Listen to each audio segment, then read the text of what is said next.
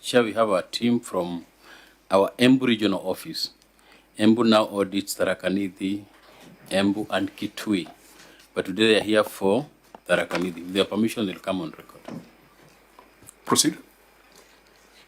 My name is Boniface Ongwen, Deputy Director of Audit, Office of the Auditor General, Embu Regional Office. My name is Daniel Sikobe, Principal Auditor, Embu Regional Office. That's all, Chairman. Karibuni, Control of Budget. Good afternoon, Chair. My name is Joseph Wambua, representing Control of Budget. Karibu COB. We had the National Treasury earlier in the day. She stepped out. Okay, I think she'll be joining us, as well as EACC and ISPAC. Did we invite the County Assembly of Tharaka Nithi, Clerk? Yes, Chairman, we invited, but we have no any communication from them. Okay, so we go to the Governor, Tharaka Nithi. Please go on record. Thank you, Chair. My name is Muthomi, Njuki, Governor of Tharaka Nithi, and I'm accompanied by a lean team, and I'll ask them to introduce themselves, starting with my left. Okay, your name and your designation. Thank you, Chair. My name is Lawrence Wedia. This is in charge of Finance and Economic Planning, Tharaka Nithi County. Good afternoon. My name is Kinywa Kabinga, Chief Officer Finance and Economic Planning, Tharaka Nithi County. My name is Moses Bund, Receiver of Revenue. Good afternoon, CPR Agent Duati, Director Accounting Services. Lawrence Kaburu, Director of the Revenue. Kennedy Mureithi, Advisor to the Governor. Has everyone gone on record? Yes, Chair. Everyone is gone on record, and thank you. Back to you. Okay, so next order is administration of oath and tabling of documents.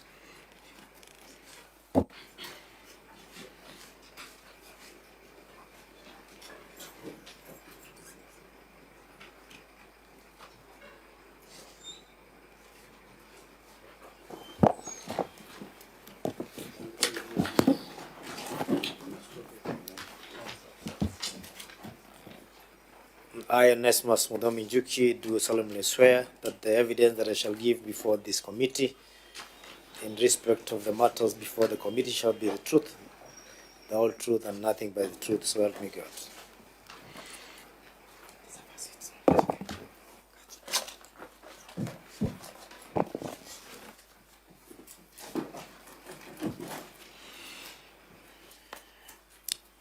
Honorable Chair and Senators, I am tabling documents for the management response and accompanying annexes on the report of the Auditor General on County Executive of the Tharaka Nithi for the year 2024-2025. I'll also table the management response and accompanying annexes on the report of the Auditor General on the receiver of revenue statements for the County Executive of the Tharaka Nithi for the year 2024-2025. Additionally, Honorable Chair, I will table the management response and accompanying annexes on the report of the Auditor General on the County Revenue Fund for the County Executive of Tharaka Nithi for the year 2024-2025. Thank you, Chair. Okay, Auditor General, have you reviewed the responses and are we ready to proceed? Honorable Chair, we did receive the responses, but as we speak, we have an audit team on the ground. A number of issues as responded to are being reviewed right now. So we are not yet through with the review. We'll get there when the audit exercise is over. Thanks, Chair. Are we ready or not? We're ready. Okay. Yes, Clerk of the Senate, are we ready? Yes, Chairman, we received the responses in time. Okay. If that is the case, we'll deal with a few preliminary issues. Governor, on the 31st of March 2026, the Senate made a resolution on the report of this committee with regards to the Auditor General's report on Tharaka Nithi County. The first resolution, the House adopted the report of the Auditor General as is, because the Governor, Tharaka Nithi, did not appear before this committee to explain mitigation or measures taken to close the issues raised by the Auditor General. Number two, the Senate resolved to impose a personal fine of 500,000 Kenya shillings on the governor for failure to appear before this committee via summons on the 30th of March. And thirdly, the Senate resolved to invite the governor to appear before this committee to provide an update on measures taken to implement the recommendations of the House. I want to find out from the clerk whether on the matter of fine that has been settled. Honorable Chairman, the matter has not been settled. The governor has not paid the fine. So, Governor, that was the resolution of the House, not just this committee, but the Senate sitting in plenary on the 31st of March, pursuant to a constitutional responsibility that required us to make a decision or to consider the audit reports within 90 days. If the fine, is it a statement of fact that the fine you have not paid the fine, the personal fine?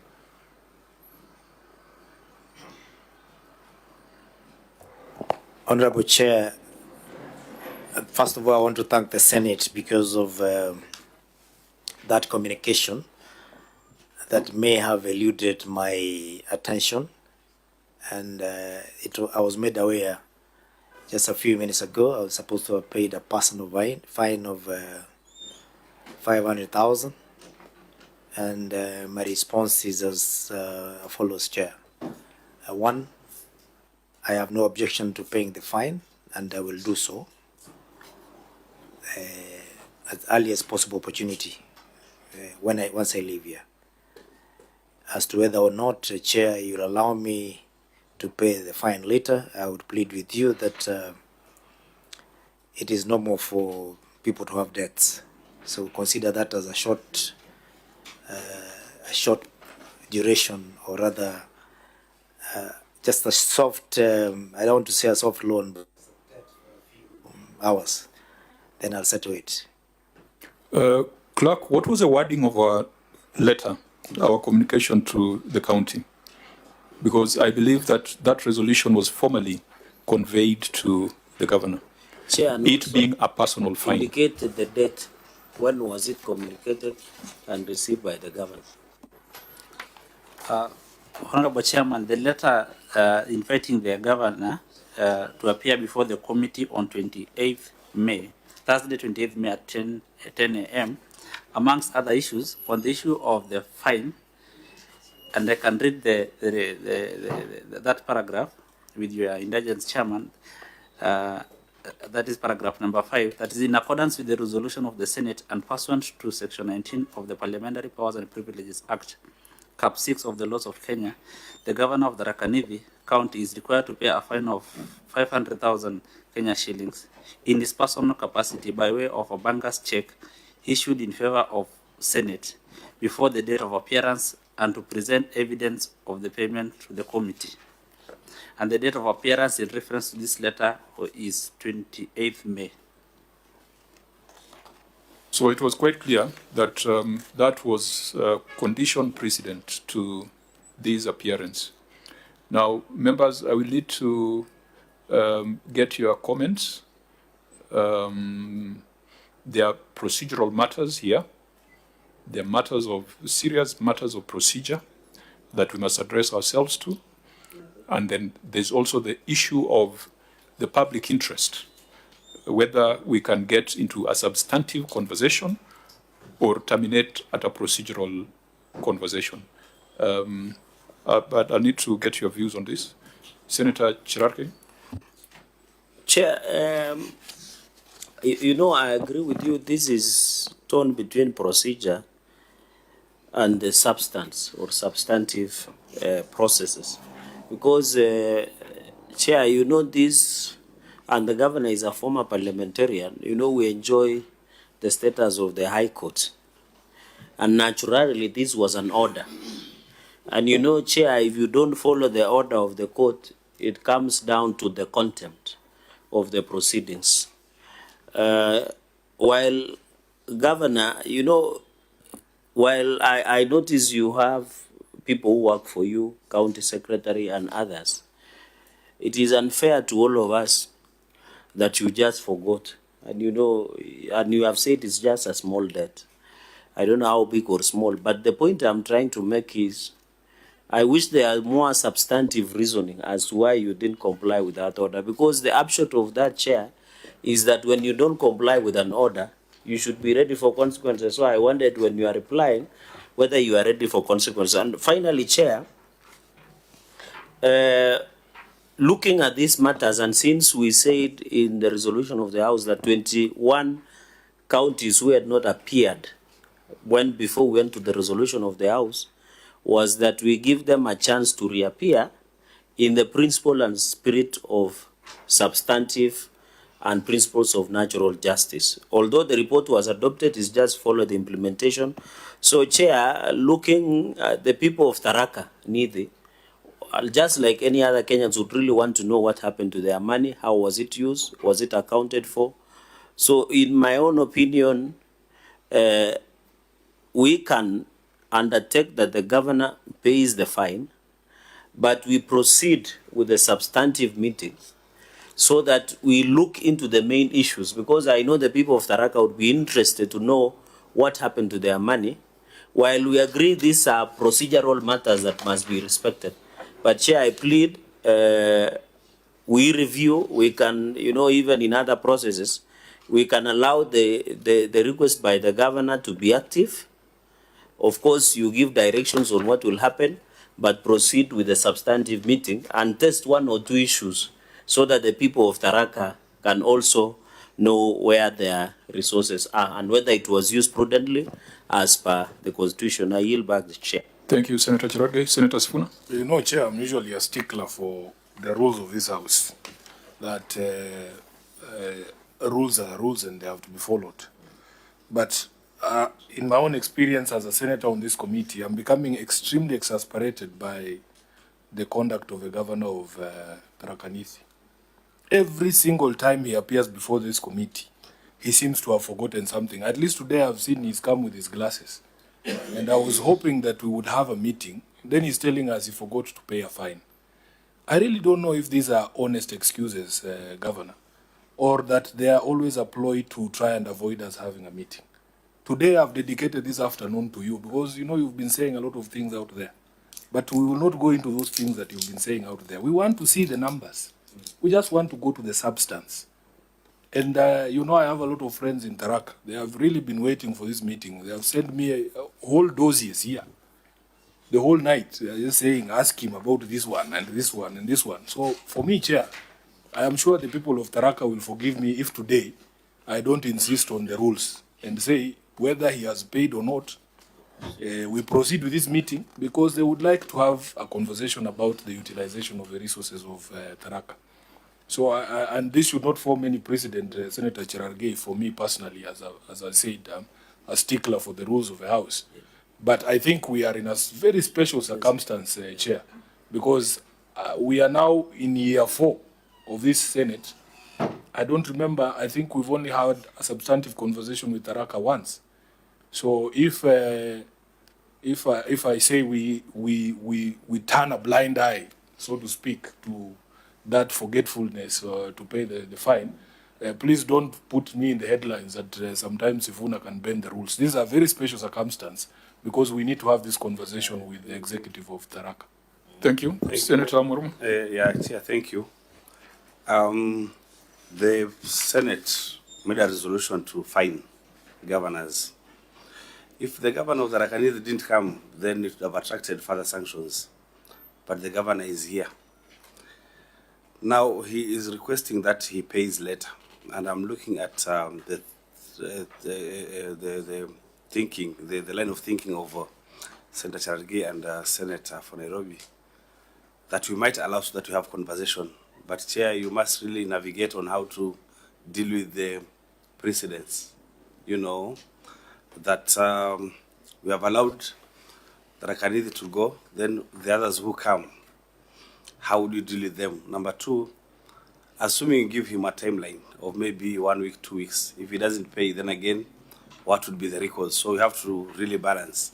So for me, because we really want to look at the numbers. You must really navigate and maybe prescribe the sanctions that will follow if the governor for Tharaka Nithi does not then honor payment of the fine in a prescribed timeline.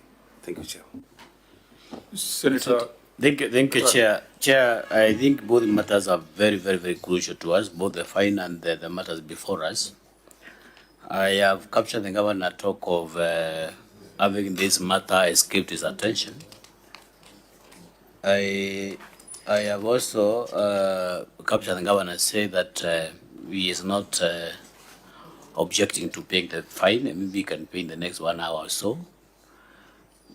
I think, Chair, I don't know whether this is a matter that is supposed to be prosecuted, because we have very substantive matters around before us, Chair. That matter touches on the expenditure of the money that we have to go to counties. I think we can also explore the possibility of giving that benefit of doubt to the governor, now that he has confessed that the matter escaped his attention. Maybe in the next 1 hour or so, if he commits to pay, then we are done, and so that we can proceed with what is susceptible before us. Okay, Senator Lula. What does that mean? Chair, number one, I have a preliminary issue that I want to raise with the governor. Because every time he appears, it looks like there are no other genders in his county. He's always appearing with a club of men. Because it is important also for ladies to come and learn what is happening in this Senate. I'm sure some of them are holding executive positions. Number two, we've never set a precedent where a fine has not been paid and the governor appears without paying. And I hope, Chair, this should not continue, because we have timelines within which we should complete our report. So if you close your eyes on Governor for Tharaka Nithi today, somebody else will come back and say, the other day you have agreed to proceed with Governor for Tharaka Nithi, why not me? So I think, as Senator Sifuna says, it's important to follow procedures and also orders given by this House. So I believe we should be able to do something today. I thank you. Okay, members, I think I hear two different schools of thought, that we should stick to the procedure, and another school of thought that we should go to the substance of the reports that are before us. And we sit here with the powers of the High Court. Yesterday we had a similar scenario where the governor for Baringo had not paid the fine. And we took the position and the decisions that are taken in court that if you fail to pay a fine prescribed by the court will not grant you audience. And we did not grant the governor for Baringo audience until he settled the fine. We are in a similar situation here with Tharaka Nithi. And we made that decision just yesterday. Now, under what circumstances would we vary the decision that we made yesterday? When will we ever have an opportunity to get into the substance of matters in Tharaka Nithi? Considering that the audit for 2025-2026 has commenced, and as the Auditor General was saying, they are already on the ground. What if a governor decided to use the non-payment of the fine as a reason not to appear before the committee, knowing that when you don't pay the fine, the committee will not grant you audience? And so the governor decides he will not pay and he will not appear before the committee. That's also the flip side of a strict interpretation of the procedures. I've heard the governor say that he is not opposed to the fine. I've heard him say that it was some element of, I would say, negligence on his part for not paying the fine. Despite the decision that we made yesterday, I want to urge the committee that we balance the procedural and the substantive angles to this matter. But I want the clerks also to do very clear communication to all the other governors, because in our letter, that fine ought to have been paid within a period of 2 weeks, isn't it, from the receipt of that letter, such that even if the governor would have paid the fine this morning, he would still be in breach of our directions. So I'll probably urge senators that on this matter, for us to deal with the substantive issues in Tharaka Nithi, we direct the fine has not been waived, the fine still stands, and we will give directions. I don't know, Governor, how long would it take you to pay the fine? Because it's not a matter of, how long would it take you now that you have said it's something that you're willing to settle? A day? Chair, I will pay by next week. Next week, we're already on Thursday. I think let the record be clear that the fine has not been waived. Let the record be clear that the ideal position would have been to deny you audience. But we are also conscious that if we went that direction, then we'll end up with a situation where governors are not paying the fines, knowing when they come to the Senate, they'll not be given audience. So as to the consequences of non-payment of the fine, I think we discussed that yesterday. Our legal counsel took us through the consequences.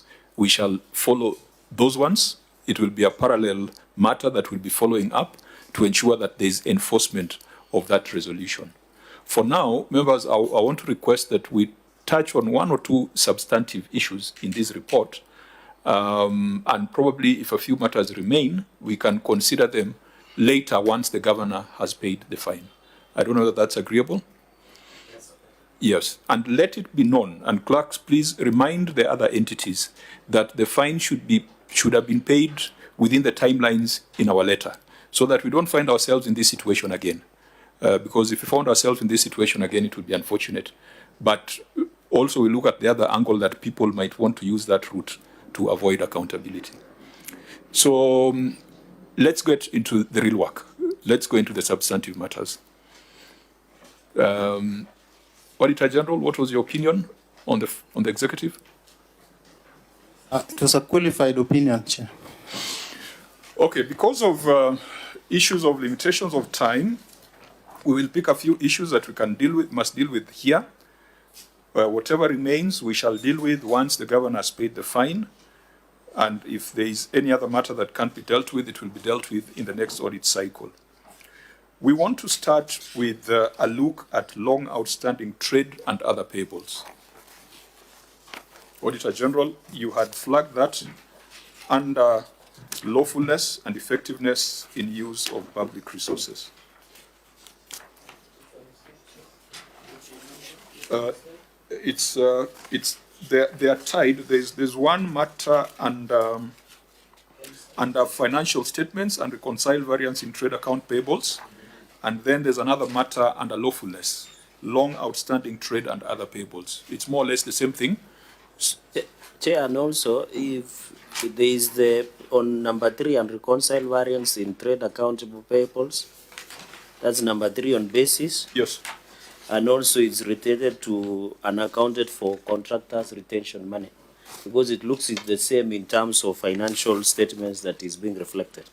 Okay, those two are separate because these are what we usually call pending bills. Okay. I think it's separate from retention. But let's start with the pending bills, and then we can go to that one because they follow each other in the notes to the financial statements. Okay. So, Auditor, please read. Read your statement on long outstanding trade and other payables, so that we deal with that. The 882 million. Honorable Chair, this is a report of the Auditor General on the County Executive of Tharaka Nithi for the year ended 30th June 2025, which received a qualified opinion. This is number 12 under lawfulness. The title is Long Outstanding Trade and Other Payables.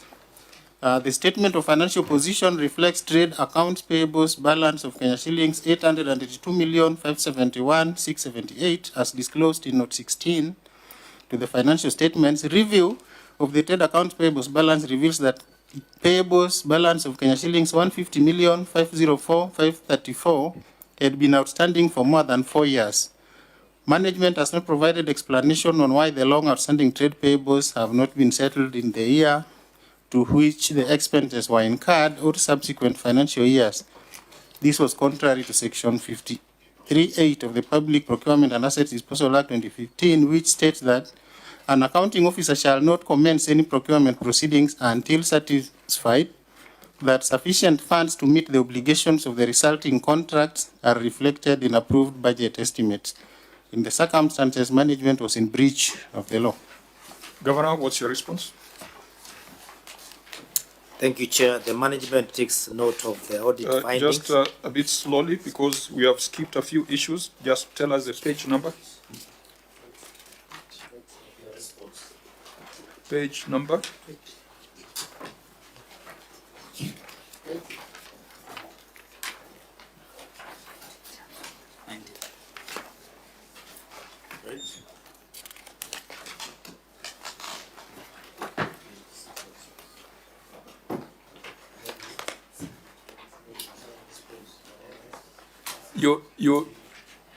What page number are you reading from, Governor? Chair, I do not know that we are using the same document with you, but from where I sit, it's page 20. Yeah, it definitely, it has to be the same document. So, yeah, please proceed. We are on page 20. The management takes note of the audit findings on the long outstanding account payables and confirms that the management commitment of clearing all account payables with a priority on those that remained outstanding over the long time. During the current year, Chair, the county has settled pending bills amounting to Kenya shillings 502,567,603, with a balance of 380,000 and 4,075 planned to be paid in the financial year 2026-2027. Chair. Now, that's a very brief statement. I think let's turn our attention to Note 16 that the Auditor General has cited of the financial statements. 16. That gives us a picture on the makeup and age of that debt. You probably might want to help us understand, Governor, why you owe staff 205 million in the year under review.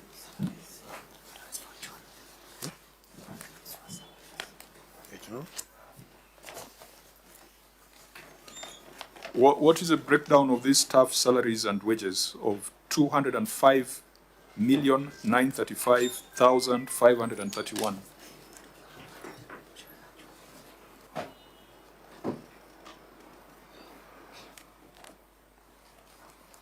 Yes, Governor? Chair, if the debt we are talking about of 205,935,31 is owed to staff, I believe by now most of it should have been paid.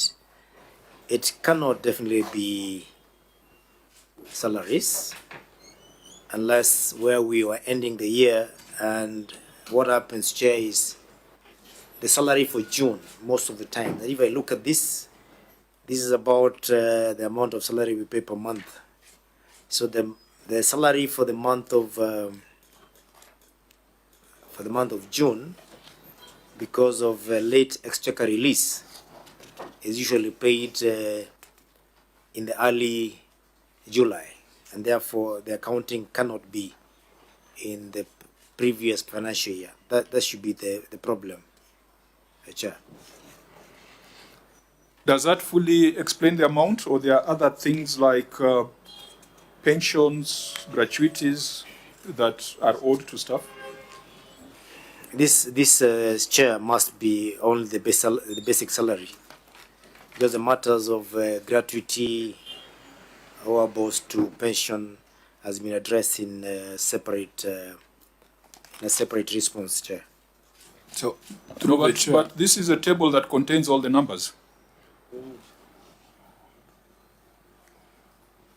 Governor, did I get it right Senator that your salary per month is 200 million? Our salary per month right now is, okay, in 2024. Yes. It must have been around 205, thereabout. And this year we are at around 229.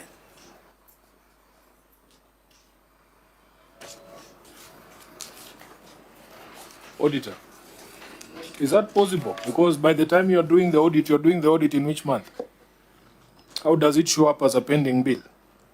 Honorable Chair, starting from the year ended 30th June 2025, the county government, among others, was supposed to adopt accrual basis of accounting. So if they paid salary for the month of June, after 30th June, it becomes a payable as financial statements as at 30th June. But it is possible to just show that there was late exchequer release, and that can be shown through a bank statement, that there was late exchequer release, and then you give us a schedule of payment of salaries, how that late exchequer release was expended. Can you show us in this response? And 205 million has been questioned by the auditor and a failure to remit payroll deductions. I think that's where we're going to find answers.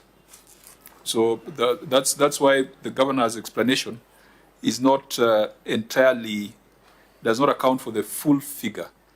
Maybe for us to get out of this matter of the 205, members, can we allow the auditor just to read what he cited on the 205? Then we'll come back to that schedule. Thanks, Chair. I will read number 5, failure to remit payroll deductions, which the statement of financial position reflects trade payables balance of 882,571,678 as disclosed in Note 16 to the financial statements, which further includes a balance of Kenya shillings 205,935,531 in respect to accrued salaries and wages. Review of records revealed that long outstanding remittances totaling Kenya shillings 20,693,721 deducted from employees' salaries outstanding for more than 12 months, which were not remitted to local authorities pension trust in bracket lab trust. This was contrary to section 1945 of the Employment Act 2007, which stipulates that an employer who deducts an amount from an employee's remuneration in accordance with subsection 1A, F, G, and H shall pay the amount so deducted in accordance with the time period and other requirements specified in the law, agreement, court order, or arbitration as the case may be. Governor, what was your response on that question on 205 million? Chair, the management acknowledges having outstanding amount of Kenya shillings 20,693,721 owed to the local authority pension fund lab trust. This is historical debt incurred by the de facto local authorities, and the county has negotiated a payment plan to settle the debt in installments. During the last financial year, 2025-2026, the county has paid an amount of Kenya shillings 13,981,588 towards reducing the debt.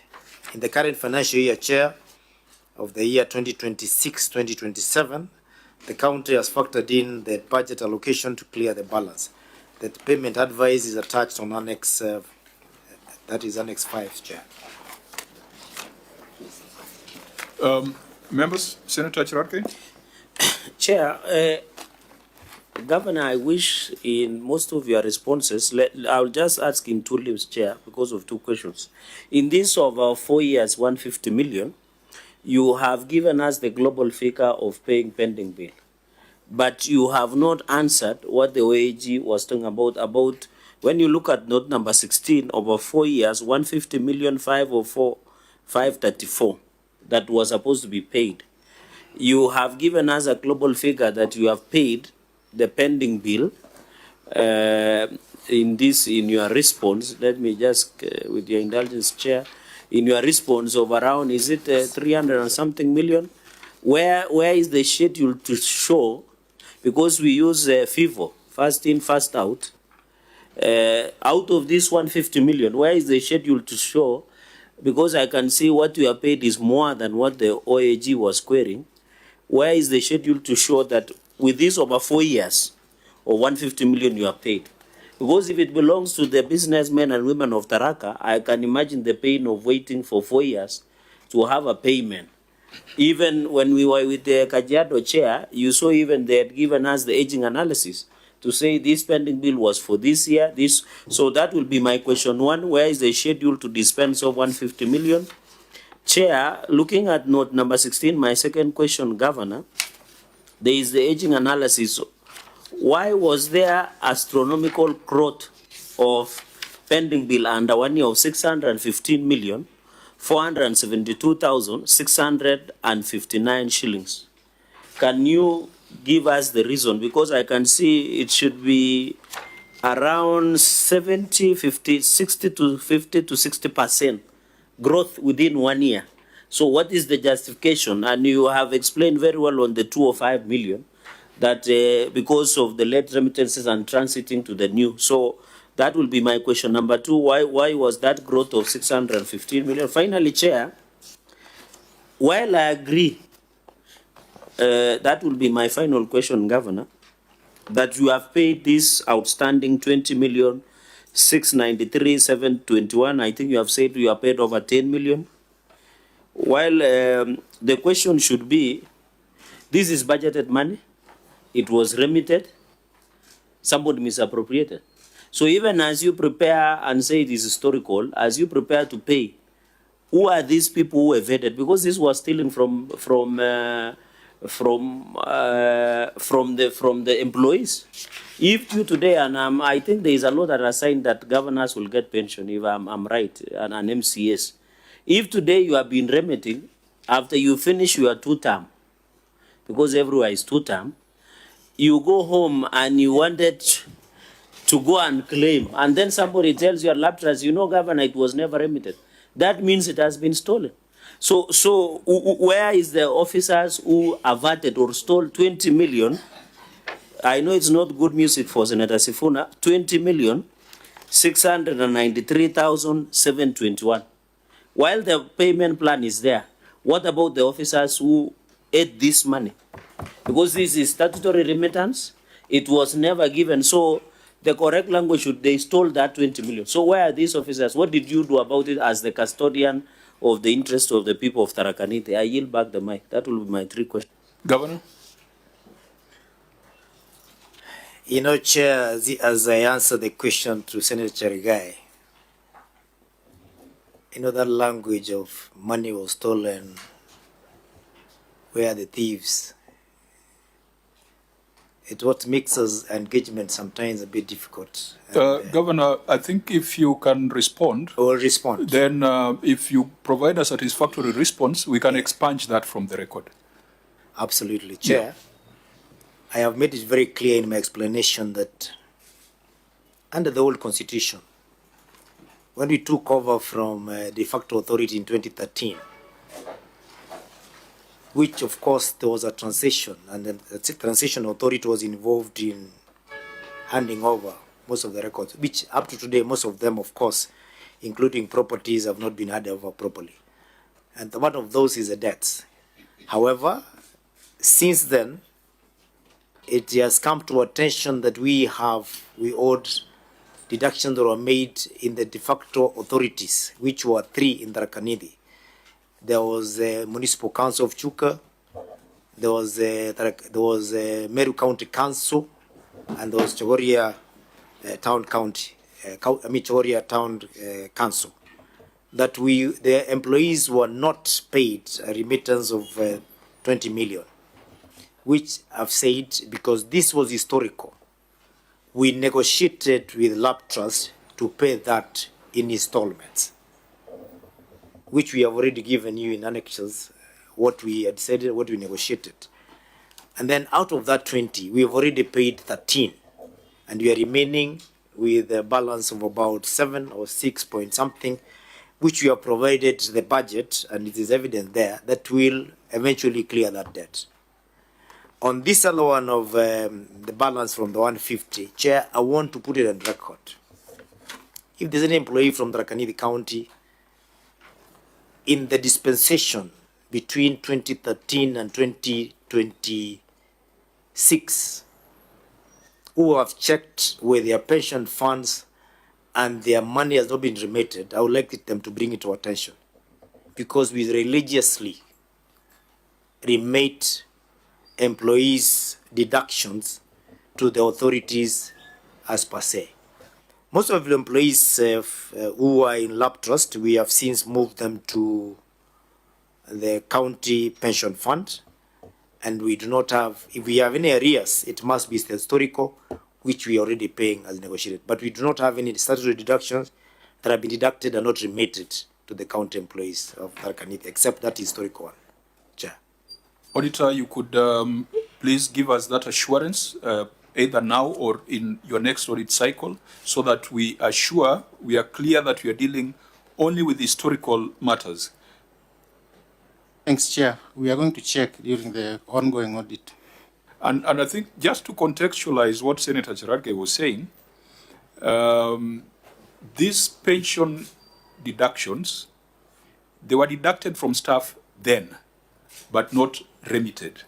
That's the context from which Senator Cherargei is speaking. And obviously, that is theft. What the auditor will assure us on is whether that practice of the past is still continuing or it has stopped. So I think we don't need to be too sensitive about it, because what he has described is accurate. If they were deducted then and not sent to the funds, then the money was misappropriated. But I think from your submission, it is a historic matter. It is not a current and ongoing matter. Chair, if I put two questions with your indulgence, is this Governor, I've seen, just let me take you back a bit. In this, you had paid 502,567,603 pending bill you have paid. There is a balance of 380 million and 004,075 to be paid in the next financial year. My only concern is the year under review. The argument of the OAG was that there were 150 million, 504,534 that it was long outstanding. So my concern, where is the schedule in this payment of 502 million that you have cleared this 150 million plus, so that that audit remains unresolved? Because the OAG will tell you, if you don't show the evidence or how, whether you are paid this, it will reappear in next subsequential years as unresolved matter. So my concern is where is the proof to show payment of 150 million as queried? And finally, is this under 1 year? There is an exponential growth of 615 million. Is it multi-year projects? Is it late exchequer releases? What is it growing this? This within 1 year, you are almost approaching 615 million plus within 1 year on pending bill. And we know Tharaka, I don't know, Chair, whether it was among other counties that like Isiolo, Lamu, I don't know whether it was among that we were pushing for more funds. Yes. We have always given special dispensation to Tharaka. In fact, Governor, we added extra dispensation courtesy of Nairobi, Nandi, and the rest, because we want to grow at par in terms of development. So, can you assuade so that when Senator Mwenda Gataya Mofai approaches the House again, can convince us that this money has been used in the right way? Thank you, Chair Yilba. I think you brought it to an important point. In the last formula, was it in Kara or in affirmative? How much money did we ring fence for Tharaka Nithi? Just go on record. 100, Chair, and this year we have done 371. 371, yeah. That ring-fenced amount for the select counties? For exactly 11 counties. Now, Governor, as you respond to the specifics, there's also this matter that we must deal with. our colleagues from 11 counties, 12 counties, convinced the rest of us that we set aside, was it 4.4 billion as affirmative action to some counties whose allocations were fairly low, and Tharaka Nithi was one of them. As a result of that effort, and this is why sometimes if you ask what your senator is doing in Nairobi, those are the kind of things your senator is doing for Tharaka Nithi when he sits in Nairobi. As a result, Tharaka Nithi got 400 million more, because we are the ones to determine the formula for allocation of resources. When debating this matter on the floor, we were all in agreement that if there is a special dispensation, this special allocation, perhaps it should prioritize settlement of pending bills or flagship projects. Now, Senator Tharaka Nithi, has there been any conversation on how this affirmative allocation to Tharaka Nithi can be used in a manner that changes the lives of the people? Because you had encouraged all the governors who are beneficiaries to find a way of ensuring that that special allocation can be, seen in some projects or can be seen in something substantive rather than going into operations. Chair, I may not be party to having any kind of conversation, but I think I'm a privy to the fact that I've seen some flagship projects. I've seen the county do quite a number of bridges that have been having an ending to quite a number of people in some parts of Tharaka Nithi County. I think I did some, I commended the county for that exercise. I think I have seen some flagship projects on the ground. I've seen quite a number of bridges that are coming up for the last financial year. But it's not directly related to that special... I may not know because I'm not involved with the budget process for the county, but I think something is being done on the ground. Senator Amuruma? Yeah, Chair, I would ask about the long outstanding payables. Maybe before you, are you tying it to that special allocation? Yes, because you indicated that we could use that also to defray some pending bills. Then you can proceed. Yeah. Because I know we had about 371 million for that kitty to every county. And when I look at the 12 counties. Yeah. If I look at the list of the long outstanding pending bills, and I'm looking, Chair, at page 57, I'm wondering what the challenge is, Governor, in paying some of these pending bills. On page 57, on the certificate, trade account payables, page 57. That's your annexure of the financial statement. Yes, the annexure. If you look at the last line, that is serial number 17. We have Mutindwa Enterprises, who owes the county 14,449. And that pending bill was incurred in 3rd September 2015. If you look at serial number 8, we have Total Hospital Solution Limited, pending bill that was incurred in 12th February 2015 of 28,750. Governor, what is the challenge of paying these pending bills now that we have that affirmative action kit in the 12 counties, the so-called small counties? Why can't we pay these pending bills? Actually, on that page, Total Hospital Solution is owed a total of 4 million, which has been outstanding for 10 years. So, Governor, you'll respond. Senator Sifuna. Yeah, Chair, and Governor, I hope you're noting that although sometimes you like to give us a bad name, we were persuaded by your senator and another 11 senators that given your financial standing, we needed to do something in terms of affirmative action.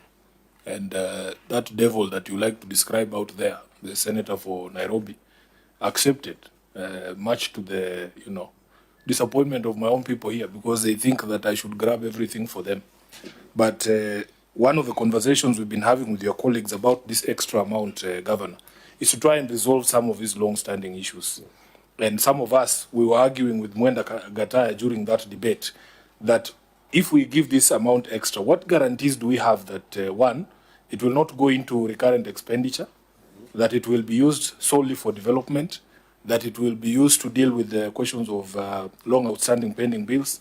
Because, Governor, we have passed a motion as a Senate, I think it was sponsored by the Senator from Narok, Ledamo Lekina, that gave counties and county governments like yourself a period within which to settle these long outstanding pending bills, especially the small ones that we had put under 1 billion Kenya shillings. So we have seen some of your colleagues who are good enough to appear during your hiatus, and they were arguing with us here, Governor, that the Senate cannot ring-fence funds because we grow so frustrated. These people who counties owe money come to our office, people have been auctioned, people have committed suicide, and they say, Sifuna, you guys need to do something. The feeling in the Senate is that when we give this extra money, we feel like we need to tie your hands as governor so that it goes to these things. It goes to development and repayment of pending bills so that these Kenyans can stop coming to offices with all these cases. There was a curious one about UHC workers. You remember, Chair? The Council of Governor, the chair of your health committee, and I want to confirm here that we in the Senate had no role in selecting him as a chair of that committee. That they are your committees, you decide who sits on those committees. So he comes and he tells us that if we put that money for UHC workers under additional allocation, that somehow you guys or the Council of Governors cannot absorb the UHC workers under permanent and pensionable. It didn't make any sense to us because those UHC workers are always here. In fact, the day the chair of the council was here, they came blowing trumpets outside the Senate once again, saying you have refused to absorb them on permanent pensionable. But our feeling is, because of the frustration, we feel that we don't want to micromanage counties, but surely, Governor, something has to change. Something has to change. If we didn't say this 8 billion shillings is for UHC, you guys would find other work for it. And that is the fear that we have. So even this one, because you are one of the beneficiary counties and our bishop today is not here. You know, there was a story in the Bible of, I think there were, was it 10 lepers that were healed by Jesus? Or were they 9? You are the SDA chair. Or how many? And chair, there's only one who came back. Even in the case of these 12 counties, there's only one governor, the governor of Nyandarua, who has come here to the Senate to say, we appreciate what you did for the small counties. The rest of you, Your Excellency, and maybe you will take this opportunity this afternoon to say something nice for once, but the rest of you are very quiet. But we would hope, because you see, we are not looking for praise, we would hope that the extra amount that has gone to these counties addresses those specific long-standing issues. For instance, you've been pointed to outstanding bills from 2014, really honestly, Governor. Unless you are saying these amounts are not payable and they should no longer be on your books, there is absolutely no reason why somebody can be waiting for payment of 14,000 shillings from September of 2015. So you can address us on those, and we would also like to hear your perspective. If we give you these additional resources, why is it not possible to resolve some of these long-standing issues? Governor? Thank you very much. And Chair, allow me first to just to clarify to Senator Cheregai that the county is called Tharaka Nithi County, not Tharaka. Tharaka is a constituency in Tharaka Nithi County. So if you keep on talking about Tharaka County, it does not exist. It is Tharaka Nithi County. Secondly, Chair, the two issues that have been brought forth, I would wish to start with gratitude. That yes, we did have an affirmative action for, I think there are 12 counties. The county of Nyandarua came in a bit late in the day.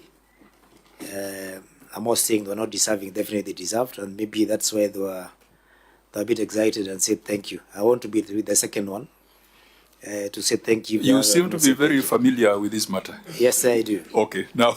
So I want to thank you for that. And that was in the money that we received in the financial year that is now under audit review that is ongoing. So you are definitely going to see a lot of reports from the next appearance of senators, I mean not senators, but the auditor's report on what has happened during that time.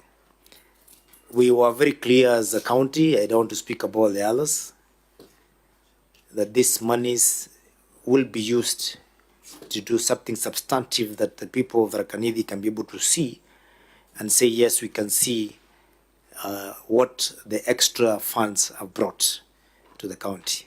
It is for that reason that we are doing 6 new bridges in Senator Gataya's constituency. You can affirm that. He must have heard, even if he has not seen, he must have heard from the wananchi what is being done on the same. But more important, which I will tie to the issue of the conditional grants, Chair, is that Tharaka Nithi County has been without a county headquarters for a very long time. It was among the 5 counties that the Senate passed that they should be given special allocation, which was supposed to be a conditional grant that was supposed to assist these 5 counties to set up new headquarters.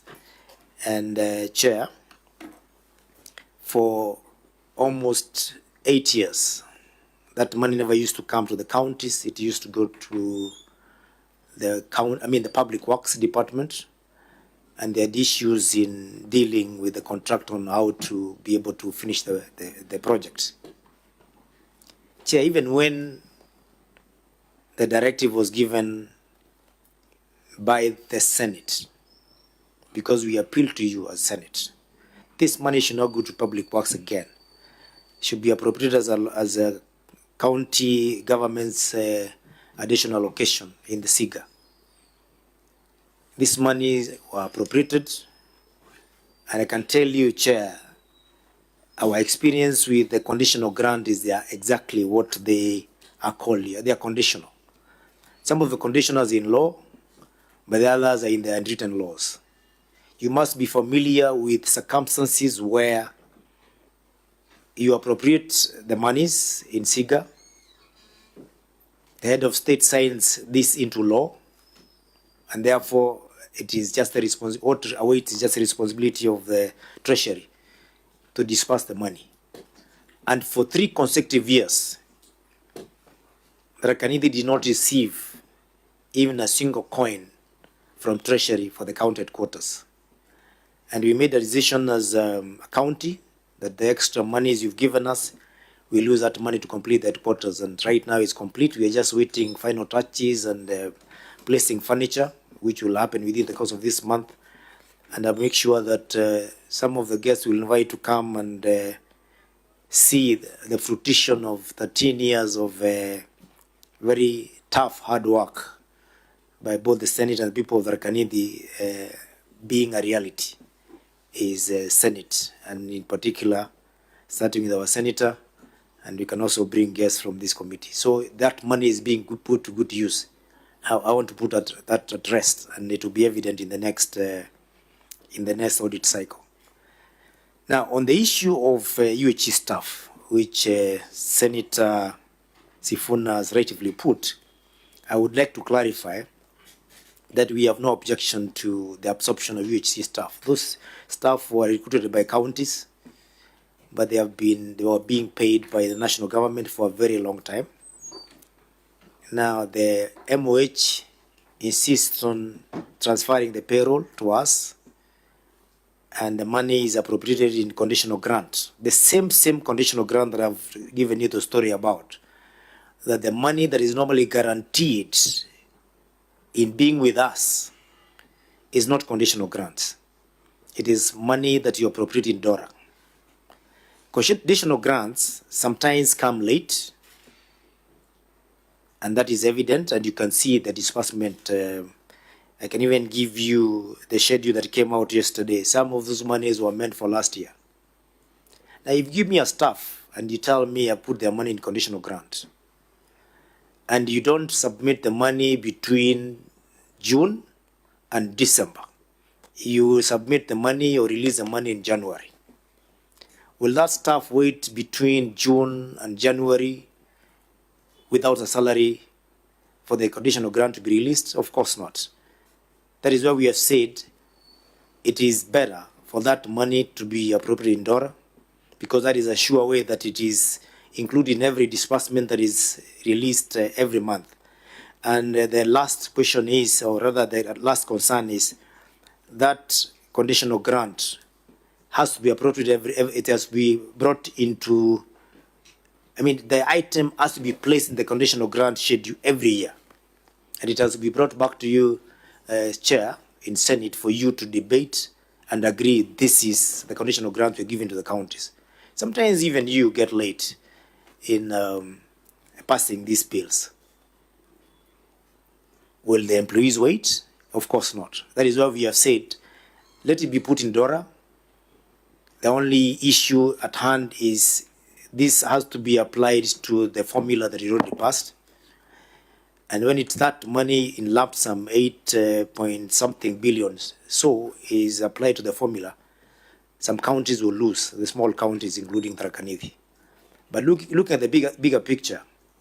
It may be an easier alternative than having zero and giving us employees without any monies to pay. Some governors have argued that the small counties will be losing, will be cushioned by the affirmative action, which of course is tantamount to giving in with one hand and taking with the right one. That you give us an affirmative action because we need the money, then you give us UHG staff and say you use that money to pay the UHG staff. While the bigger counties continue getting a bigger allocation because the formula will take away the small that was meant for the small counties and give it to the big counties because of the formula. That is where the concern is. So as Senator Sivuna can understand that my chair of health did not have any ill motives. We mean good for the UHC. We just want what is sustainable and for perpetuity, rather than just solve a problem for 1 year and the next year we are back to negotiating again. It cannot be a piecemeal. It has to be a problem sorted out permanently, Chair. Then lastly, on the issue of what Senator Cherege, and I must commend him today, is very cordial. That's his nature. Well, let me not comment on that. You know, when you become cantankerous, I always become cantankerous. Order. So if you keep your cool, order. Let's not provoke each other. Yes. Okay, now proceed. Chair, that one of the reasons why we have unnecessary pending bills, and Chair, and that should be reflected, and I would like the Auditor General to hear this. Probably that the solution to this may come out of this meeting. When we are given, when we have a budget, which includes a conditional grant, we always proceed to work based on that promised receivables, which will be the conditional grant, the equitable share, and the outsourced revenue. By the end of the financial year, when contractors have projects that are already done, they have certificates are waiting to be paid, and the money has not been released, either by the exchequer or the conditional grant has not been realized, that becomes automatically a pending bill. Unfortunately, the system that the Auditor General used and the Controller of Budget used to establish whether work has been done is on the payment of the work that is done. Well, it is true we have projects that have already been completed, they are awaiting payment, which of course the Auditor General did not realize that is work done. They only use the records to show that since this work has not been paid, then the work has not been done. It is normally a different story. The Mwananchi is enjoying the bridge that has been done. They are enjoying a dam that has already completed. They are enjoying a water project that has not been that has been completed. But the Auditor General will tell you that you've not met the threshold for what you should have spent in development. Well, you've already done the project. However, it is at the cost of the contractors who led us the money to do the work, or rather who did the work and they're not being paid. So that is something that should be harmonized, so that if we have resources in good time, we definitely have no reason not to pay contractors in good time. As for the too small, and I'm not in any way demeaning them, it's that the amount is relatively low, 14 million, 4 million, not 14 million, but 14,000, sorry, for long outstanding debt of 2014. You've said there's one for Total Hospital Solutions for 2014 as well. I will not be evasive by saying in 2014, Chair, I was with you here in Continental House. I used to meet you there at the gym. But this commitment was done. It is supposed to be a trade payable by the current government. Yes, The problem you left National Assembly to go to Tharaka Nithi to fix this. to go and pay debts. Yes, Chair. yes. So tell us how you fixed it. So, Chair, maybe in addition, sorry, I think as you know, the issue was the querying of 150 million that they stayed over 4 years. So can the governor tie up with this that Senator Maruma has pointed out, so that I'm trying to look for that answer, because in his response he has paid over 500 million in pending bills. So where is this schedule that settles the 150 so that we resolve and look at the aging analysis? That's what we are looking for, Governor. Thank you. In fact, this schedule even makes it better because it now exposes debt greater than 10 years. You see in that table, it just says over 4 years. But here you are able to see the debt that is 10 years from 2014 is 12 years. Debt that is 12 years. I think that's where you are heading to. Yes, the Chair Okay. was heading there. So we established pending bills committee that established the bills that were legit and that should be paid. And of course, we had bills that were not legit and therefore they're illicit and illegible. And Chair, we differed with the Auditor General on that position, because it is the same Auditor General who insists that all the documentation should be in place before you pay a pending bill. So you have work that was given verbally. It does not have all the documentations, and work was done all right. It is visible, but there are no papers that will enable us to account for how we paid that debt. That has been the long outstanding issue. Some of them, of course, do not completely exist, and that is what we call ghost projects of those years, and therefore it's not possible to pay.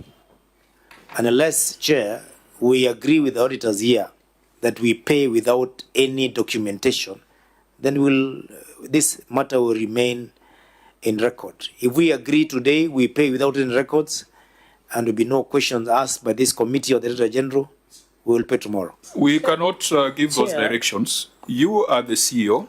You've got a competent team around you. You are running a government. The minute you report to us in your financial statements that total hospital solution is owed 6.8 million from 2014, the minute you make that disclosure, you're accepting liability.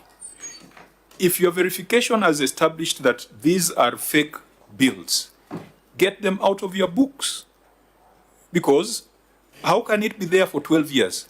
What magic is this? What is it that is being manufactured to validate it, if for 12 years it has not been validated?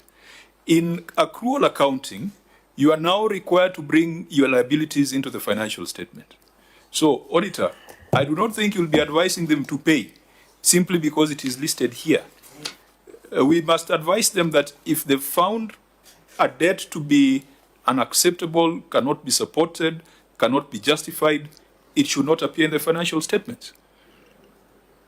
Chair, and in addition to that, Honorable Chair, I think you are right in that when it is disclosed in the financial statements, that is the statement of financial position, that trade account payables, there's a balance of 882 million. What it means is that, one, there's ownership. They are accepting that they own them, that those bills exist, they belong to them. So the issue of making a payment of a bill that is not supported does not come in. If they do so, then we will come back here with another issue of unsupported payments. Chair. Yeah, so we cannot tell the auditor to do what you are suggesting. Senator Cherarke. maybe now Governor is opening another trajectory. Then, Governor, what are you saying? Are there legible and illegible pending bills? Do you have I have seen your colleagues, they establish what you call verification committee. So does it mean, do you have any report or the committee have done? Then if some of this, what is listed in trade account in page 57, Does it mean in your financial statements and your CC is here, was listed some of the pending bill that exist here, some of them could be ghost or ineligible to be paid? And for the benefit of the committee, when you did verification of the pending bill or trade payables, how much was eligible to be paid? And then the question will come, this payment that you have already made, how did you ensure that you paid the right pending bill? Now that you're arguing that some of this documentation vital for payment were missing.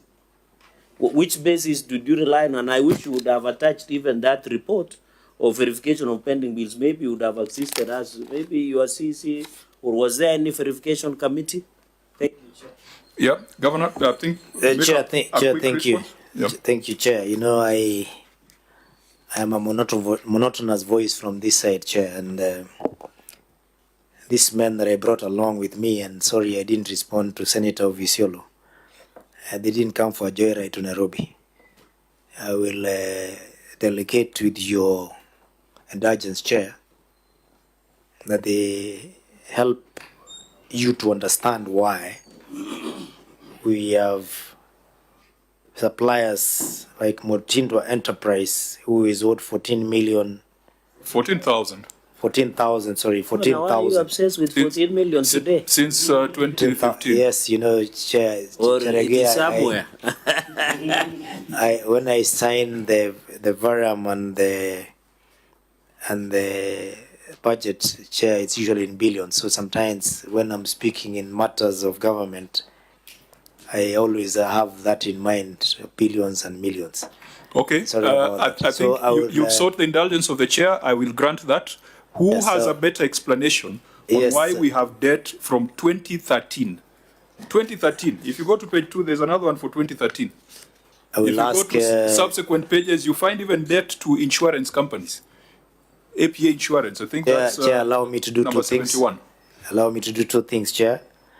Allow me to rearrange my sitting, the sitting logistics, and ask the CFO to come and sit next to me, because now we are talking about matters that the CEC may not have interrogated, and let the CFO answer this.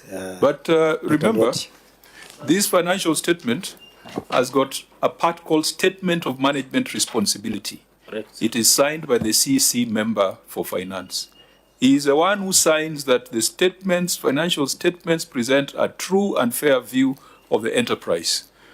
Absolutely, Chair. But since we are looking for facts and talk about 2013, I would prefer that Dr. Duarte, the CFO, answer that question. Sometimes you let them off with what look like small things, but they continue doing these mistakes. Okay, let's get that explanation. Dr. Duarte. I think to avoid, unless it's absolutely necessary, we could just give him the mic. Yeah. So please just go specifically to your appendix there, which you have done well by listing for us the outstanding payables, and explain to us why you have debt from 2014, 2013. Thank you, Chair. I just want to confirm, as what the governor has explained, it is true. We inherited some debts from the previous regime. In their financial statement for 2016-2017, those debts were there. And perhaps some of those documents were never handed over to the current office bearers. So, and you may not have that as a basis of writing off that debt, because you don't even have the document itself to say that actually this debt is illegit or is not payable. So if we find some of these debts are 2015 and 17 and backwards, is one that we didn't get the document.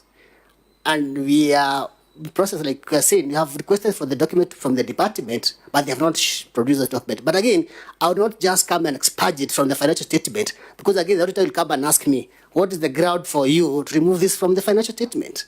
So that's the catch. Are you looking at the schedule?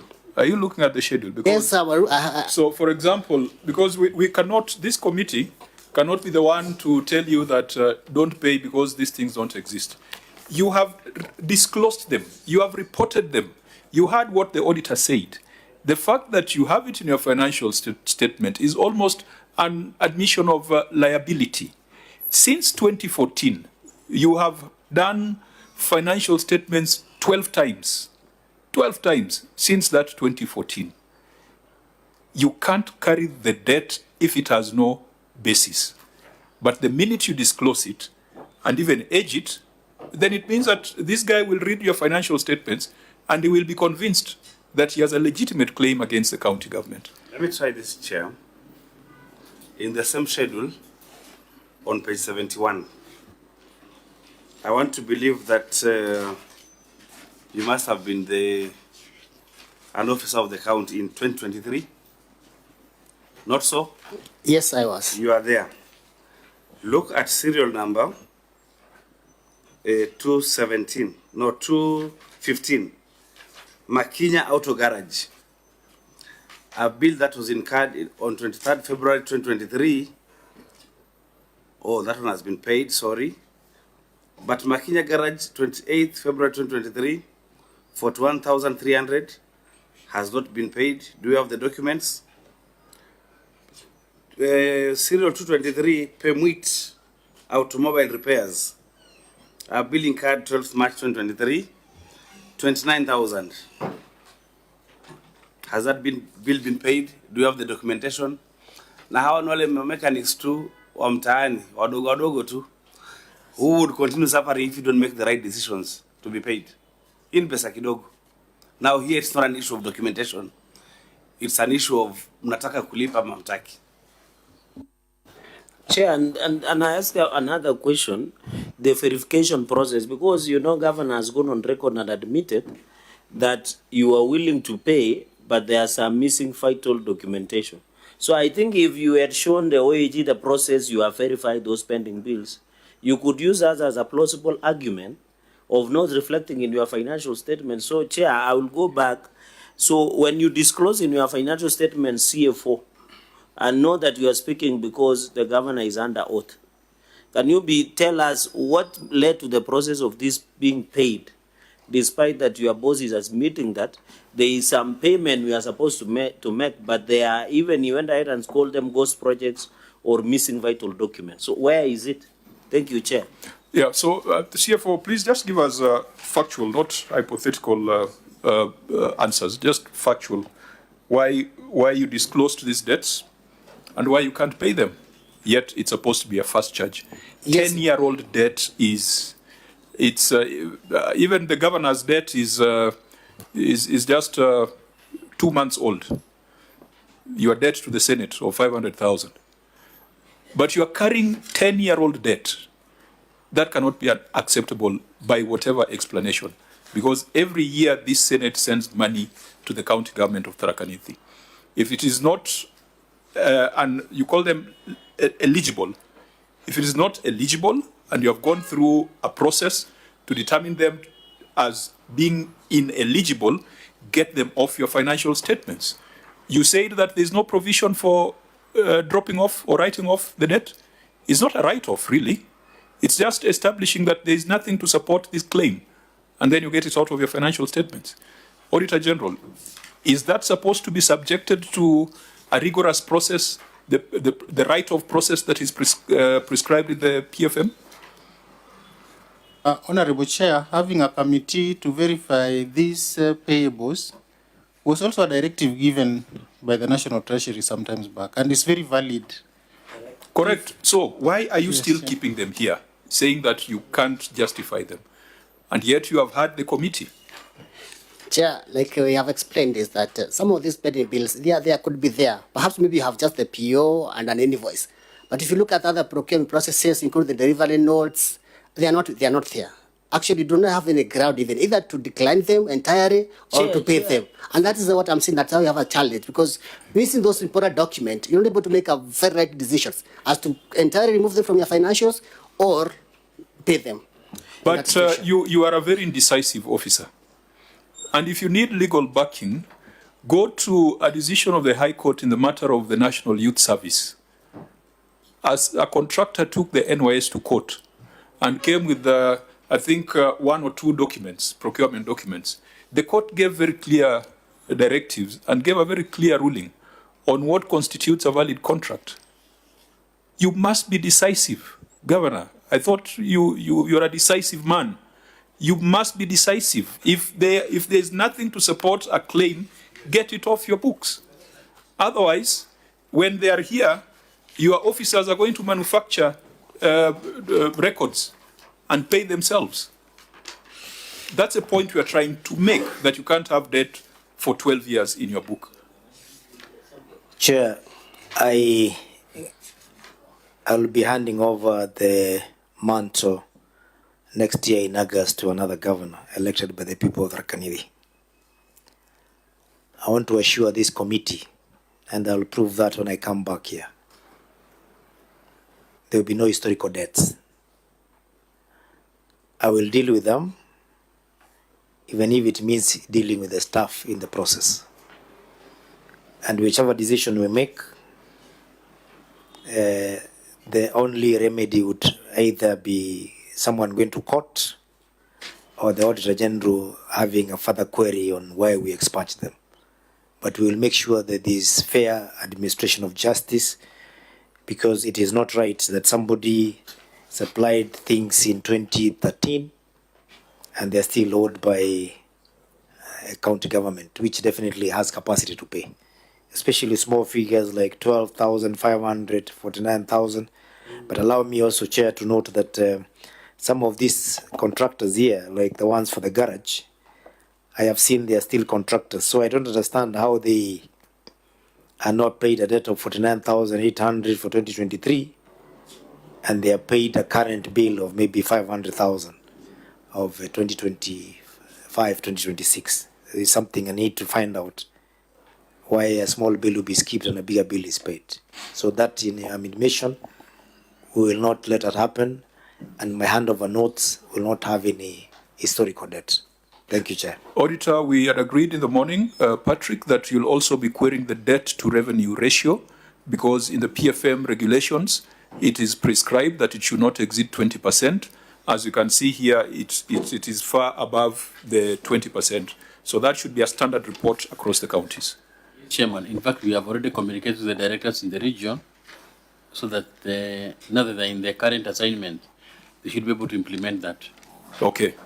Now, honorable members, I know we had agreed that we would run this meeting up to 4 because of other engagements. Chair. Yes, Senator Amarumo. You look like you want to conclude, but you went to the chapter on lawfulness and effectiveness, but you didn't look at the qualifying matters. How I really wish, Chair, because there's a paragraph I'm seeing here on a qualifying matter on unaccounted for contractors' retention money.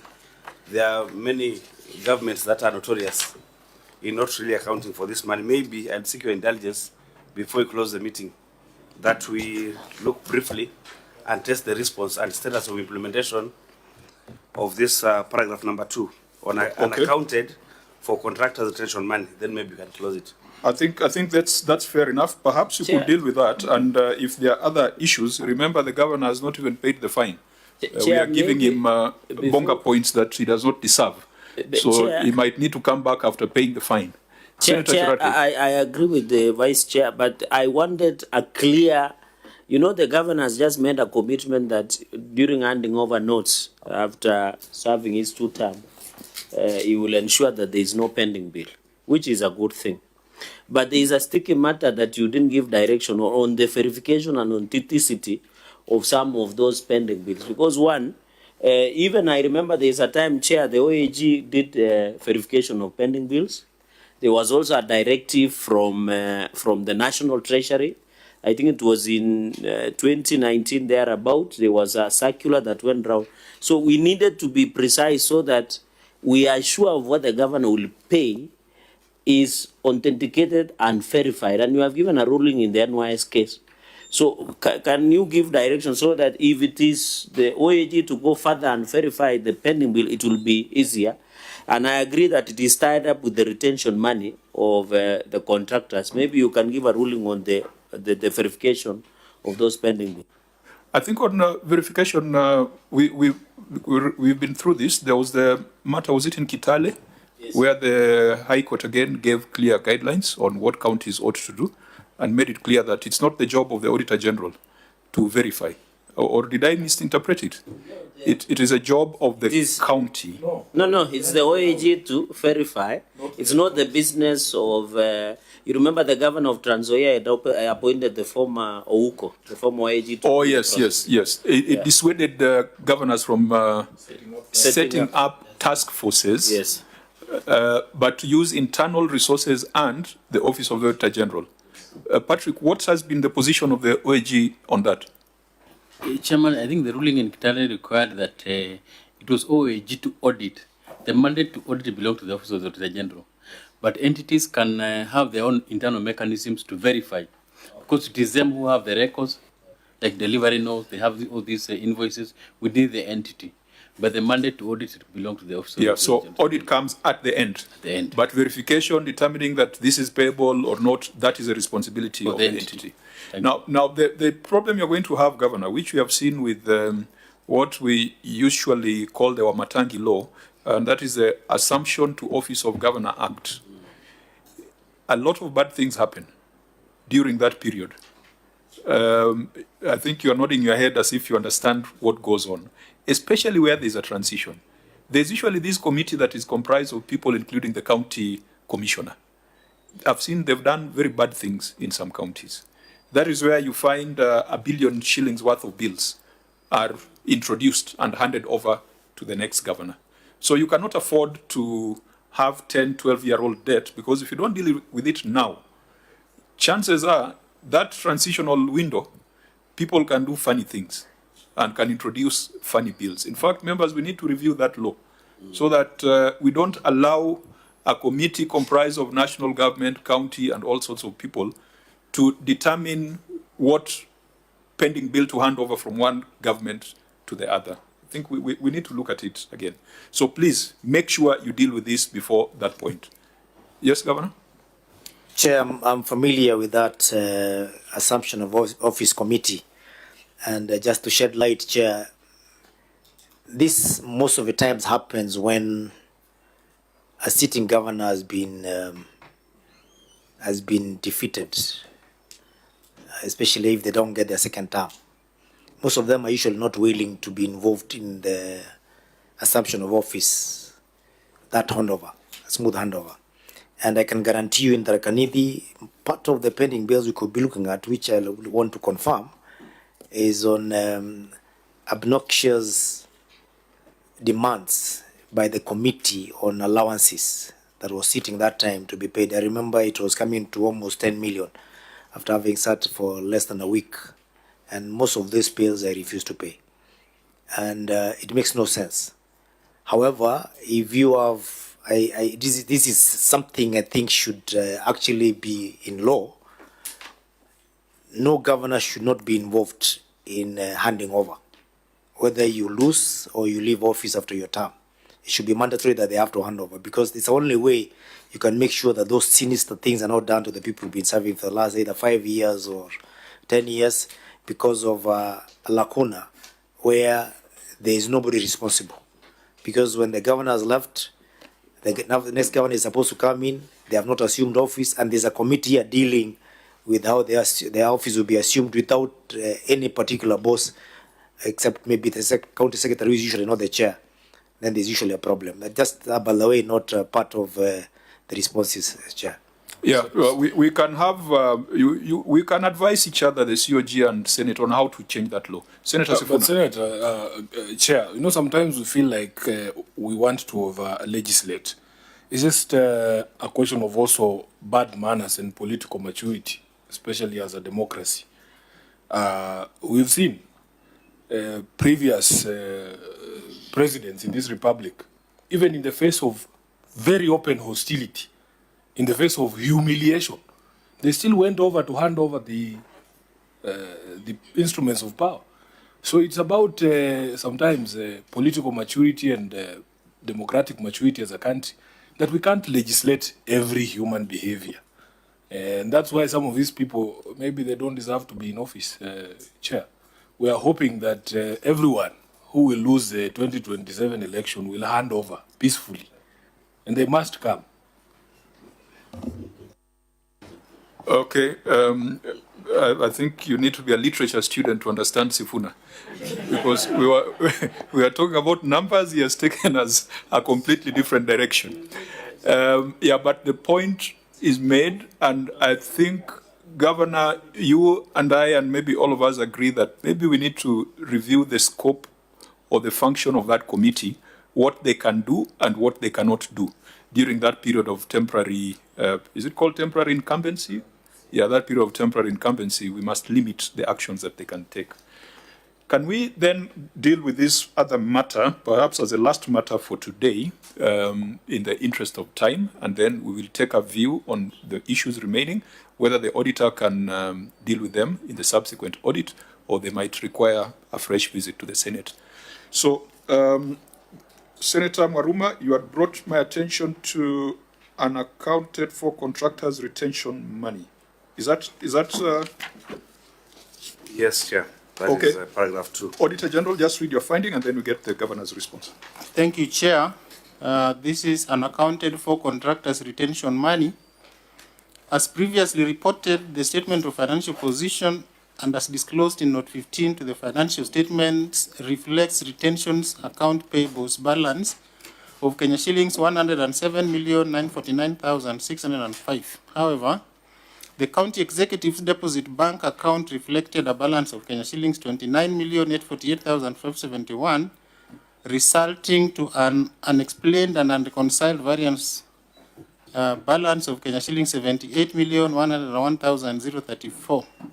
This was contrary to Regulation 210(1)G of the Public Finance Management County Governments Regulations 2015, which provides that a public officer employed by a county government or a county government entity commits an offense of financial misconduct if, without lawful authority, the officer fails to pay into a government bank account any public money entrusted to the officer or received by the officer for or on behalf of that government or that entity.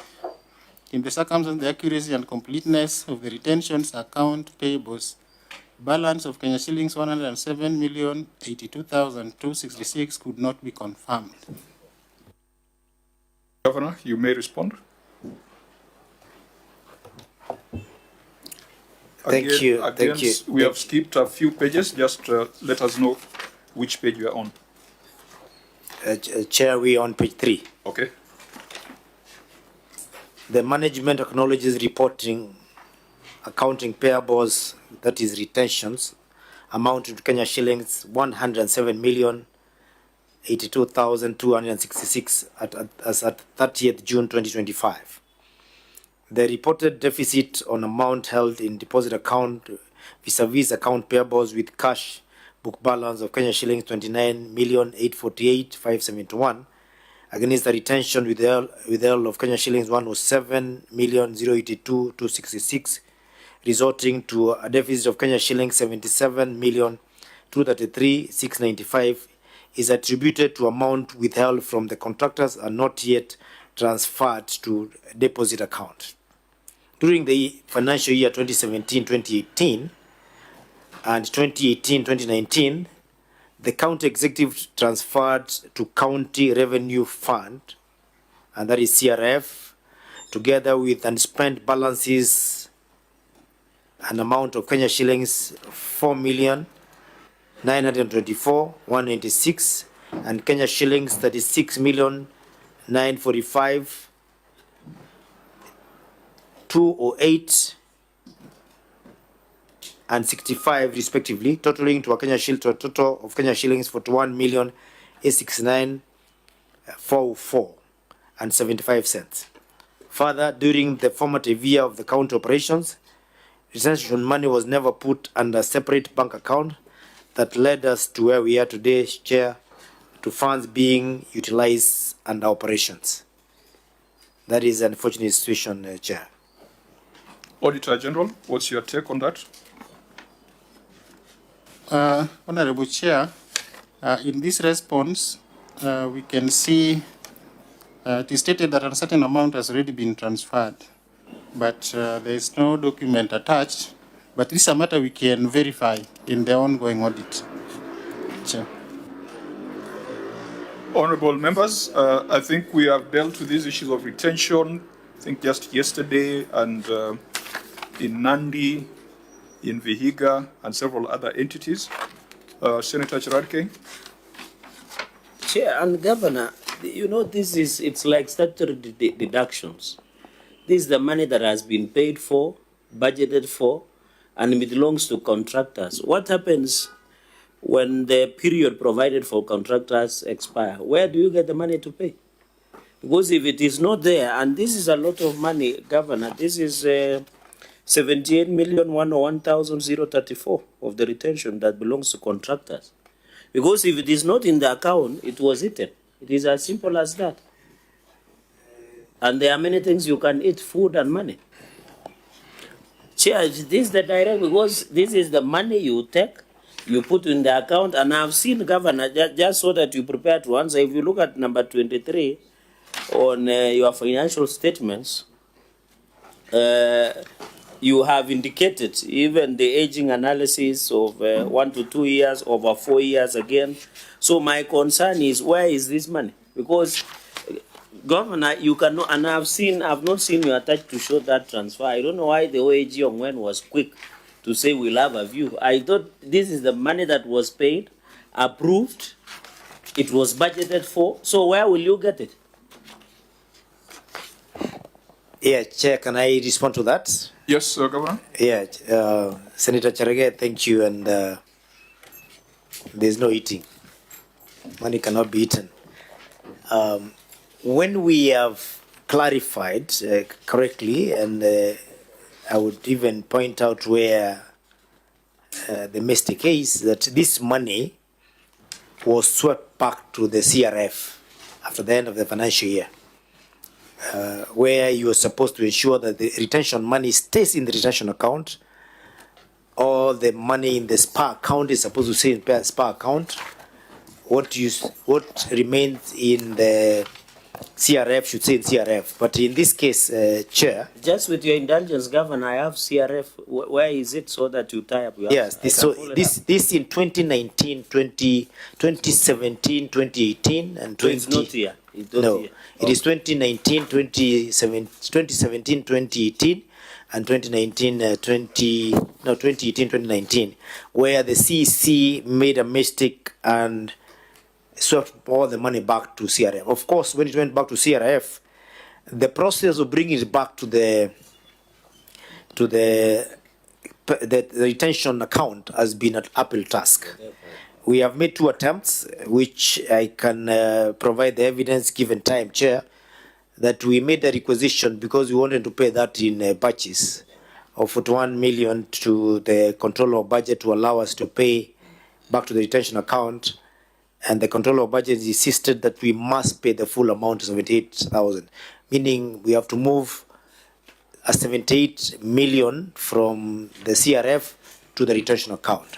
And that is what has not been done, Chair, but the money did not get lost because it is still in the CRF and probably used to for a different purpose. But we have since then, in this budget that we've just done an appropriation and budgeted 78 million so that we have only one request from the controller of budget to put back the money in the retention account. As to whether they are contractors not being paid, we have just been lucky because we have multi-year projects like the tarmacking of roads that are almost, some of them are having a lifespan of about 5 years or so, and the retention money cannot be paid until the completion of the last kilometer because they are paid by milestone. And eventually the contract, we must look at the whole contract before we pay the retention, which means if we have any default in the first kilometer, even if it's for 5 years, they still have to make good before they are paid. That is why we've been lucky. However, most of those projects are coming to completion, and we must ensure that this financial year, that 78 million is there, so that we'll be able to pay the retention for those contractors. Thank you, Chair. Senator Sifuna. I really suspect, Governor, if we had the documentation about the specific projects for which this money was retained, you would have some difficulty, because I don't believe that story that 7 years down the line. Which road is this that the county is building that has taken 7 years, Governor?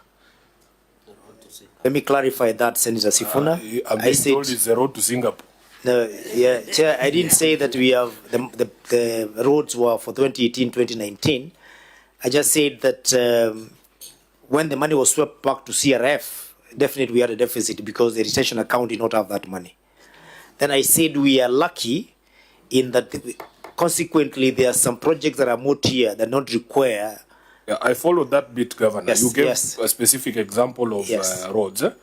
And just to clear our doubts, it would have been nice for us to see, and Auditor General, I'm sure you have that information somewhere, on these 77 million shillings, you can tell us the specific projects for which that amount was retained and whether indeed those projects are completed. And what happens when those contractors are not paid their retention after they are completed the project. Number two, your answer has only accounted for 41 million. Unless I missed something, there's a 36 million that you have not told us about. You have told us about 4.9 and 36 million totaling 41. Where is the other 36, Governor? How did it find itself to the CRF, or where did it go? Governor? Chair, can I have the CFO answer that question, please, with your indulgence? Okay. Sergeant at Arms, give the CFO the mic. Thank you, Chair. Yeah, like we have explained on the last paragraph, is that this deposit account was actually opened in 2018 when he came to office. Previously, there were money which were retained from contractors' retentions money, but was not transferred to a deposit account because it was not even there in the first place. So this is an inherited problem that we also got it, that previously they had that in retentions, but again, when this contract ended, as the current office bearers, we had an obligation to pay them, despite the fact that the money was not available at that time. This account is self-generating account. As we speak today, this account has over 60 million from the current project. So again, we're able to meet the current obligations. Point of order, Chair. Would you allow a witness to mislead us? I thought we are discussing about 78 is we agree other retentions could be paid to the retention account, which is not problem, but we are asking where 78. Why is this guy trying to be clever? Half clever. Okay, can you just be a We little want, bit, Chair, we want to direct know to the questions? where 78 million meant for retention under those projects that the governor has said. It is as simple as that. We don't want to know we will ask in subsequent financial year under the review. Kama iligulwa, unasema iligulwa. We leave it there. Okay, CFO, if you are specific, you will make your life easier. Chair, let Governor? me attempt to assist the CFO. I will ask him to breathe easy, breathe in and breathe out, because he seems to be speaking very fast. Chair, he has brought up a very pertinent issue, and that is a fact. And I would like the Auditor General to, because the records speak for themselves, to find out whether Tharaka Nithi had any retention account in the year, by the year 2017, August. We are reporting to you, Chair, between 2013 and 2017, Tharaka Nithi County did not have any retention account. That county did not exist. However, contractors did their work. The retention money definitely was deducted, and it was never remitted because there was no account. But Chair, it means that when we took office in 2017, all that money that contracts were owed, we had to pay. And therefore, we had to pay them using retention of that had been taken from others. That is why we said we need to make good. Probably what needs to be done, Chair, is to go back to the contracts of those years and find out what exactly happened between 2013 and 2017 when we didn't have a retention account. How was that money supposed to be paid to the contractors? That is a deficit. 41 million was swept back to the retention account, to the CRF, which we can provide the evidence, which if we encourage you to be able to do that. You can give a timeline, that's not a problem, Chair, if you can allow. But about 33 million is historical, because we are supposed to pay contractors who retention money was not provided. That is why we asked that we appropriate money, and we have done that now to allow the control of budget allow us to pay the full 78 million.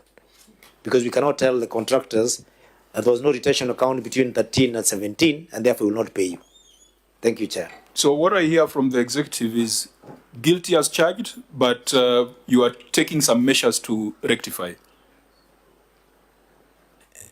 Chair, as a government from 2013 to 2026, guilty as charged.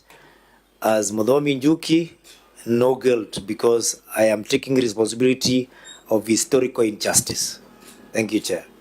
Chair, is it possible for auditor to give us the schedule of the projects whose retentions? Honorable Chair, there's an analysis and on give page us 51. which one? Where's the analysis? There's a schedule attached on contractor retention. Yes. But it starts from 8th of October 2018. What auditor you must tell us, perhaps just to split things, the historical problems and the current situation.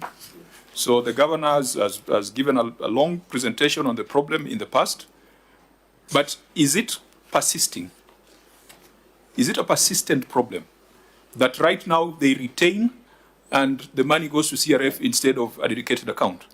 And then, Chair, they should also, the OAG should have sight of that movement from retention deposit account back to CRF, because no one is showing us, we are flying blind. Yes. So, Auditor, is it a persistent problem? Honorable Chair, most of the issues are old, but I cannot say they are particularly persistent if you look at, if you do the analysis of the retention money. So it's an issue we are following up every year, so whether it moves up or... OAG, so you are saying this 78 was before 2017? I cannot say so. There's an analysis of that figure for the years it relates to. OAG, this is what we need from you. Yes. We want to see the problem of the prior years separated from the situation of the current administration. The governor says he found there was no retention account. He established it. Since he established it, has he been ring-fencing retention monies as required by law so that we can hold him to account on that? Honorable Chair, not fully. So it is persistent? It's recurring, Chair. Chair, don't take, Chair, rhetorical arguments by by Auditor General. Let him provide evidence. No, the evidence is for you to provide. He just looks at a sample of your Chair, records, that brings me to a pertinent question. And he gives us he forms an opinion and gives us an assurance as Parliament. And it's possible to provide a schedule if the control of budget, yes, has approved a payment of a project, maybe 10 million, then 90% is paid and 10% is retained. You can see that movement. With even a statement on the CRF. Yes, yeah, from the CRF and then to the because account, Governor, sorry, the special purpose vehicle account. So, sorry, Vice Chair, because the Governor, through the Chair, you have insisted there was movement, because there was no account, then you moved back to CRF. So why is it hard to provide that evidence of that movement? I thought it's something within your purview. Because the work of the OAG is to see as they are, wash their hands like Pontius Pilate, and then leave the rest to take the process. Absolutely. Chair, can I answer that? Yes. I will ask you, Chair. Just a minute, Senator Gatai, you had sought... there is something, Chair, that the auditor just highlighted. I thought maybe it's how rampant is the exercise now that we are dealing with historical issues, now that you think this exercise is still on. How rampant, the level of frequency? Honorable Chair, we may request that we look at this matter more seriously. We have auditors doing this thing now. Then we report back on the current situation. Okay. Maybe 2 weeks. Governor, what did you want to say? I wanted to say this, Chair, because you need to be fair in the administration of justice. Let the Auditor General show us whether we had any retention account from 2013 to 2017 and why they did not query. Secondly, Chair, I'm ready to take the bullet. If any retention money has been retained in Tharaka Nithi County from a contractor between 2017 August to date, and it has left that retention account for any other destination except payment to the contractor, Chair, I'm ready to take the bullet. Very good. We shall hold you to account on that. Those are submissions made under oath. Auditor General, please scrutinize this matter further so that we are able to separate the historical problems from the current proceedings. Thanks, Chair. As Chair, also to track that movement to CRF account as said by the governor, Yes, so that we yes. are sure that retention money is there. Yes. Yeah. Now, members, we will have to pause at this point. We had agreed that we would deal with a few substantive matters because otherwise, procedurally, this meeting ought not to have gone on. But I do hope that it has been useful to the delegation and also to the people of Tharaka Nithi. And I think we must confirm that we must do the job that the public has entrusted us to do. We might not be in the same political parties, we might not be friends, we might not like each other, but we have to do the job that the Constitution requires us to do. We shall do it fairly, firmly, and without prejudice. Honourable members, we now will go to the closing remarks. In terms of how we are proceeding, we will require the governor to settle the fine because we just were lenient to go into substantive matters pending the payment of the fine. Clerks, you will do very, very clear communication to the rest of the governors that fines will not be paid on the morning of the meeting. They need to pay the fines well in advance as per the correspondences that we sent. And yesterday we discussed what the consequences of non-payment of the fine are. If that persists, then we shall refer to those consequences. I'll ask the governor to make his closing remarks. You have noticed we may have dealt with just about 3 or 4 issues, but they are significant issues. There are quite a number of things there that relate to projects. Others relate to bookkeeping that can be dealt with at the next audit cycle. But when we retreat to write our report, we shall give further directions on whether we require you before the committee or whether the Auditor General can deal with things in the 2025-2026 audit. Governor? Thank you, Chair, and I want to pass my gratitude from myself and the team on behalf of the people of Tharaka Nithi for hearing us today, despite the fact that I did not pay the fine. And thank you for realizing that we don't always have money in our pockets.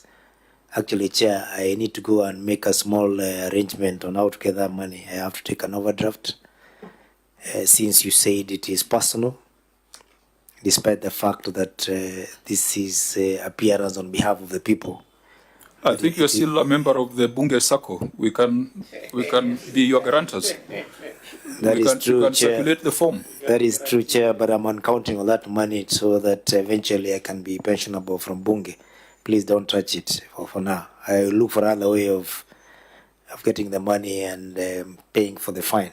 Of course, it's not fair that we charge the Mwananchi of Tharaka Nithi County because I'm the one who did not appear, although it was on their behalf. The rest is just details which I did not need to diverge in this particular meeting. Chair, on the issues that you've given directive, there are some issues that looks like vicious. Maybe we are going through a vicious cycle. The issue of historical pending bills, we have to bring it to a close. And I have told my team in no certain terms that has to come to a close.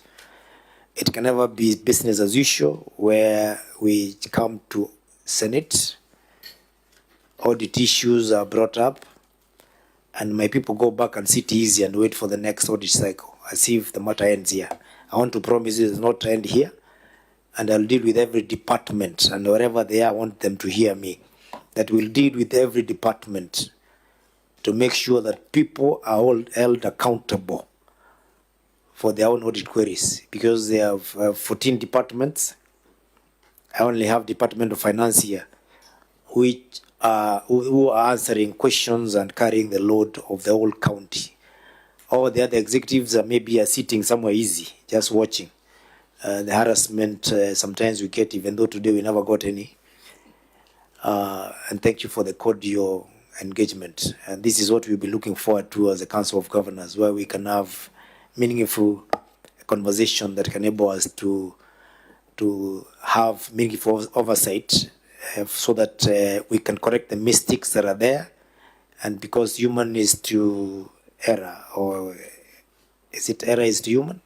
It is human is to error. We will encourage to rectify. We don't have to come back to you for the same issues all the time. Anyways, thank you very much. Even as we live here today, we will not say that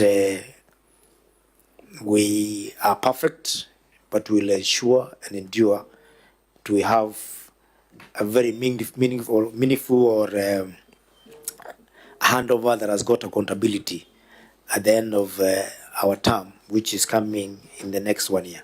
Thank you, Chair. So we'll donate our closing remarks to Senator Cherarke. Just 1 minute. And then Senator Gataya. So that we donate. Mine is, I wish, Chair, we request that on the part, because largely we have left out because on the issue of projects, Chair, like roads in Kambandi, Tunyai, Ndagani Market, Isingara Bridge, unoccupied deputy governors, residents, and other projects which will remain unresolved.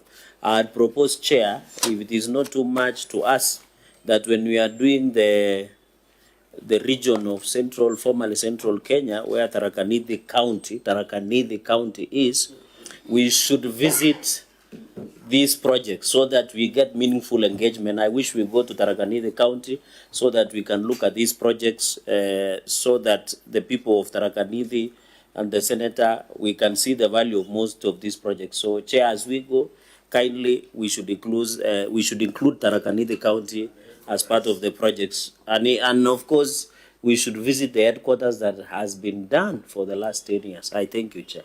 Yeah, actually that headquarter thing, you remember in the morning we had Kajiado stuck with a headquarter. We went to Isiolo. They were also stuck with a headquarter. I think we need to look at that matter properly. We need to look at it properly because it's becoming a sticky issue.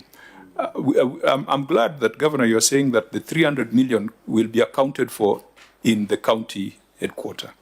And I hope that in the next cycle, the additional 300 million can go to a hospital or can go to something else that provides service, so that we are not saying that we're just investing in the comfort of the leaders. We can use that money for something service-oriented. Mofaya, closing remarks. Thank you, Chair. Chair, before I forget, I mean, dispel some rumors that I have captured maybe from some social medias that we have had some funding from the national government to complete our county headquarters. I don't remember at any given time for the last 4 years that I've been around, national government funding the Tharaka County headquarters. And I want to congratulate the governor for showing up today. You have done a good job for the last few years. County headquarters is now complete. Governor, which has been historically neglected for quite some time.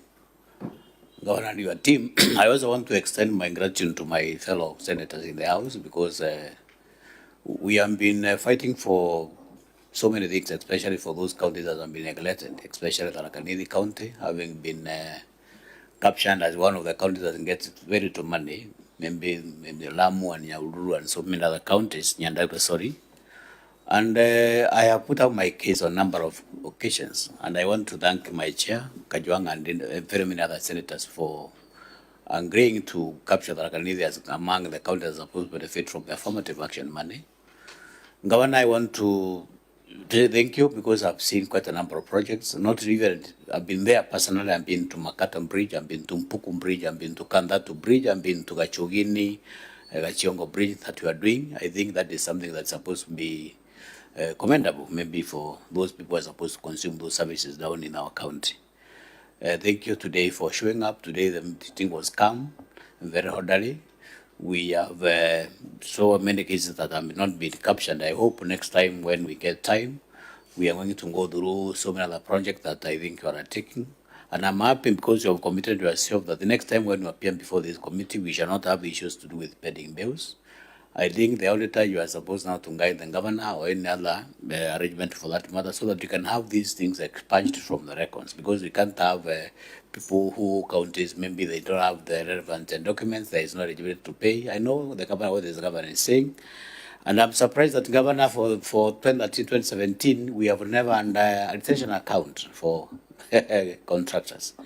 I'm happy because maybe you have put those things into order. I hope once you hand over next year, maybe because you have done your 2 term, we shall have a very smooth transition to the next regime. So I'm happy, Chair, on behalf of my team. We shall continue supporting counties and devolution for that matter. And I'm happy the stalemate that was there between the governors and the Senate has been addressed. Thank you, Chair. And thank you, Chair, today for having this meeting conducted in a very orderly and sober manner. Thank you. Thank you, Senator Gataya. That brings us to the end of our meeting today. At exactly 5 o'clock, we shall adjourn. The committee meets on Monday at 9 a.m. The meeting is adjourned. We wish you safe journey back home.